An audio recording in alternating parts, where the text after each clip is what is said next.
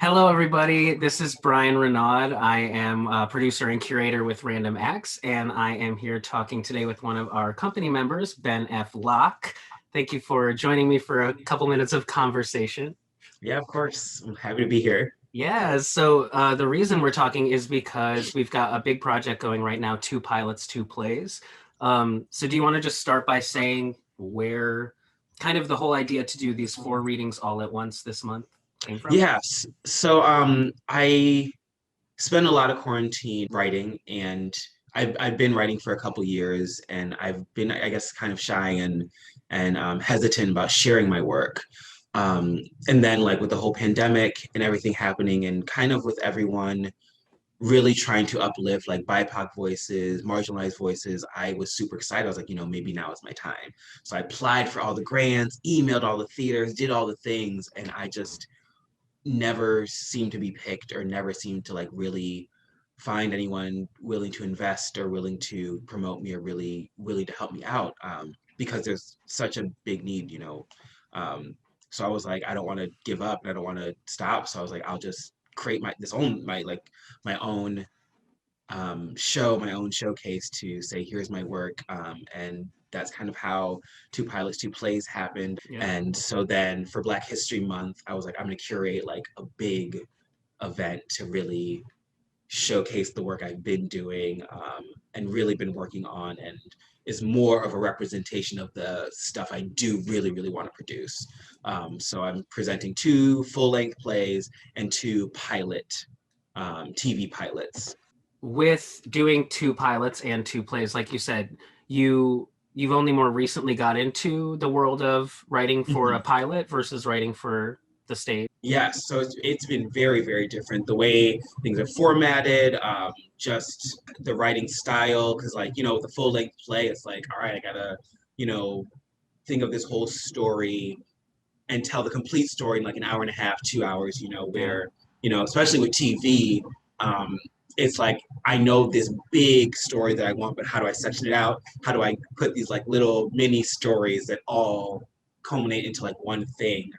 And I think also with plays, you kind of have to have like a general look at what the whole thing will look like. Where a lot of my like TV pilots, I'm like, this is my idea. I don't know where it's going to end up. I don't know where it's going to go, but I have enough to write this first episode or write one or two episodes, which has been kind of fun because I would have an idea and I'd be like, I don't really know where this is going, but like then as I would have more and more episodes, like, oh, it can go here. Oh, we're like, I feel like with plays, I'm not always allotted that freedom because I'm like, I have to know the beginning, middle, and end of this whole arc. Has the pandemic affected your writing at all, like the content of your Um, writing or your writing style? I wouldn't really say the content per se, because I mean, like, I haven't wrote anything about COVID, anything really about the Yeah. pandemic. I feel like my mind has been in so many different places because of the pandemic. It's given me so much time to really reflect on my career, reflect on how I was going at my career, reflecting on the things I was allowing myself to do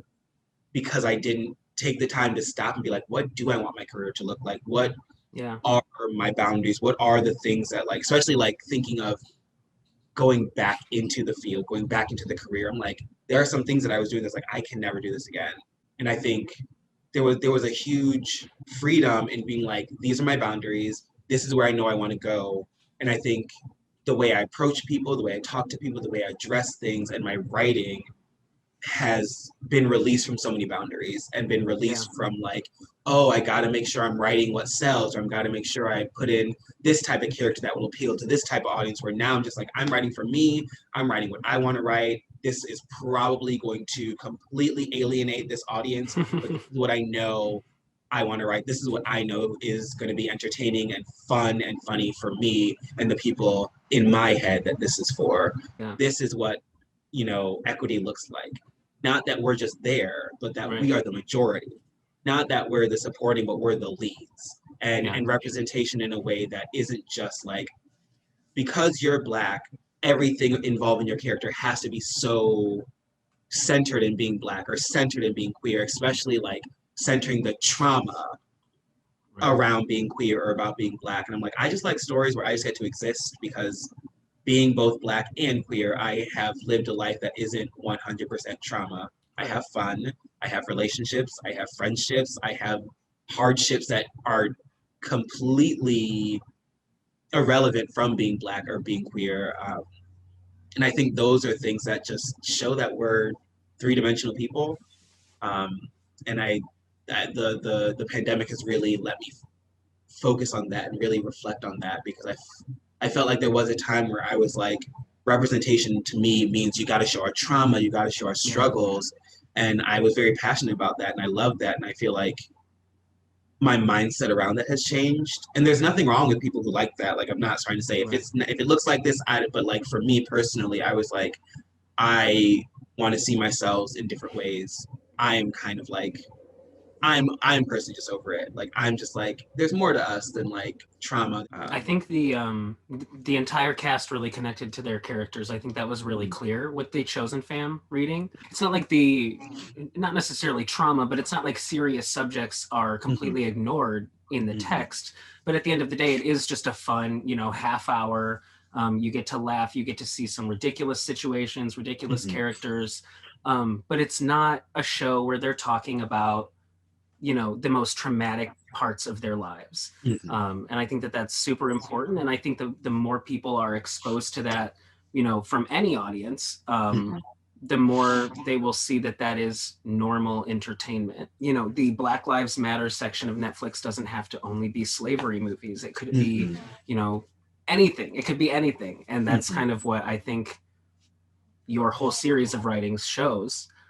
So going from the Chosen Fam reading and going from the discussion that we had with some audience members in the team afterwards, how do you feel going into the rest of the month, into the other 3 readings? I mean, to be honest, I was so nervous about the first one. It's just crazy that people are like, "Oh, you're doing something. I want to be a part of it," or like," and I think that's kind of something that is just so exciting and so rewarding. And like, I don't know, I want to make it on like that Shonda Rhimes level where anytime someone's like, "Oh, a new Shonda Rhimes, I need to be in this," or "Oh, I want it," or "I need to check this out." I mean, I do think that the excitement to work on these projects is clear in that we have 20 people in the cast for this series. Like, that's a massive cast. So going into next steps after these readings, we are of course raising money for you to continue development. Do you want to touch on that at all? While applying for some of the grants to get funds, and like, just especially like, because I'm still so new to like TV and film, the world of it and the finances of it all. Like, we had to do budgets for some of the grants that we applied for, and on the cheaper side of doing a half-hour pilot, it was around like $13,000, on the cheaper side to do just one episode of just one pilot. So I was like, wow, I don't have that in my bank account. So yes, and I did. Like, I'm a very, very determined person. I was like, I'm gonna make these shows happen. I'm gonna figure out a way. So like, I've been applying for all these grants, but it's not always guaranteed. Like, I don't want to bank on getting these grants, because there's so many artists out there, so many talented artists out there, and there's like such limited resources. So I just kept boggling, kept thinking like, what can I do? What can I put out? How can I convince people? And that was my big thing. Is I was like, people aren't going to be as receptive to donating something they've never seen. So I was like, then here, let me show you a little taste. Let me show you what you would be investing in, what you would be supporting. So that was like the big thing, because it is so expensive. It is so expensive. So it's like really, and like, once I really got into the finances of it all, like, it's very, very frustrating when like people will just be like, "Oh, well then just go do it." Like, "Oh, you don't like this? Just go do it." Right. And I'm like, I wish, I really, and like, it just speaks to the unknown privilege that people have, or just the gap in understanding that like, that isn't feasible to me, to just out of nowhere pull out $13,000 out of nowhere. Just like, it's frustrating, but like, it didn't keep me down, and I wasn't like, this is too expensive, so I'm done. I guess this won't happen. I was like, okay, this is expensive, so I guess I got to get to work. I got to figure out how I can do this. So, I'm just hoping word of mouth and people's belief in me, people supporting me, will hopefully get us just a little bit closer. Well, you're off to a great start. And Thank you. if you want to support the projects, the links will be down below this interview. And yeah, we've got the 3 additional readings coming up every Friday. So register and get that Zoom link. Is there anything else you'd like to say before we wrap up?